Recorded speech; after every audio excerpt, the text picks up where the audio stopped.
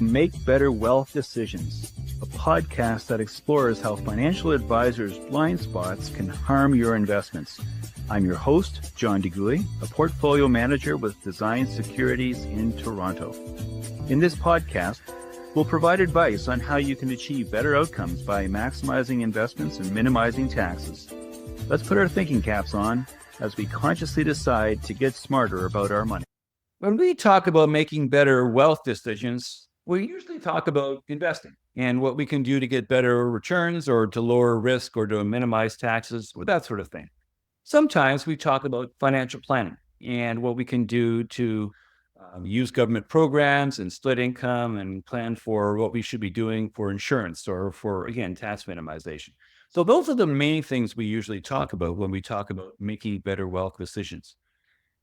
What about entrepreneurship and career decisions? Those are also wealth decisions that a lot of people have to make, and they're very personal and they're very impactful. So let's talk about that for a moment.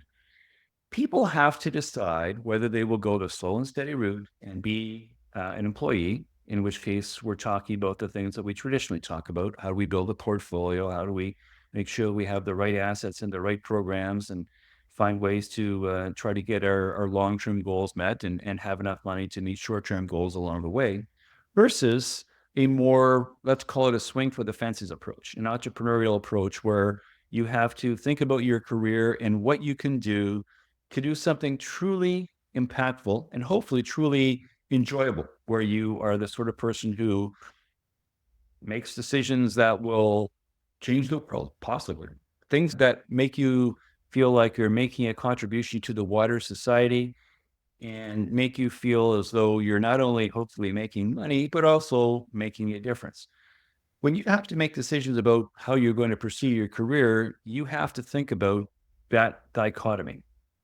Well, I was recently in Southern California and I met some people who have let's call it a Silicon Valley mindset. These are people who are not the sorts of people that most of us think of when we talk about making better wealth decisions. These are people who rather think about their career in terms of swinging for the fences, doing something big. And they're prepared to take big risks in pursuit of hopefully big payoffs. For people like that, what you've got to think about is oftentimes it's a question of getting a good education and climbing a corporate ladder. If you have a corporation that might be a multinational corporation that can do some good things on its own, more often than not, you're going to be starting your own company and trying to find a way to make a difference with applied AI or something of that nature.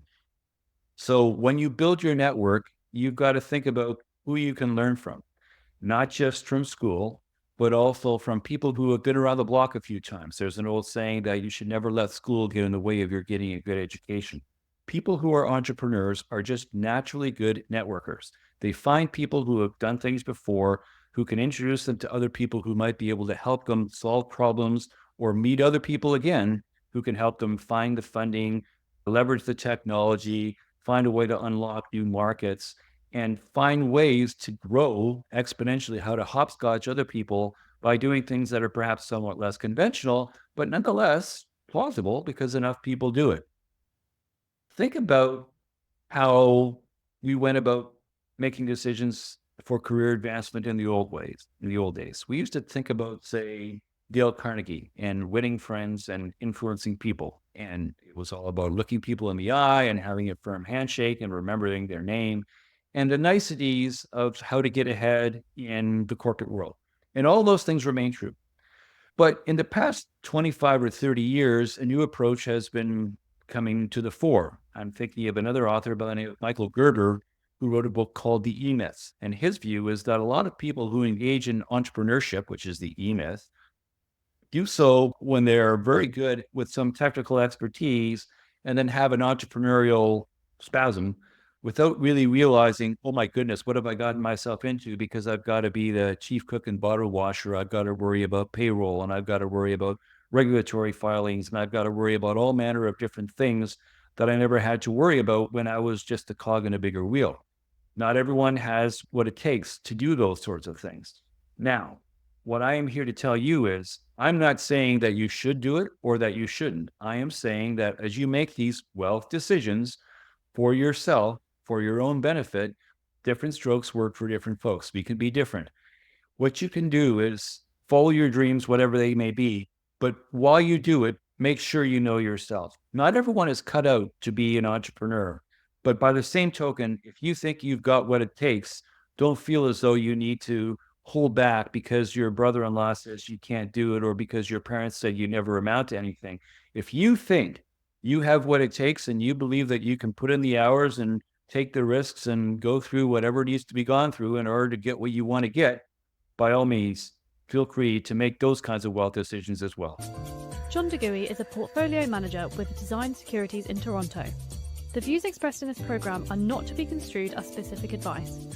It is recommended that you consult a qualified advisor before taking action.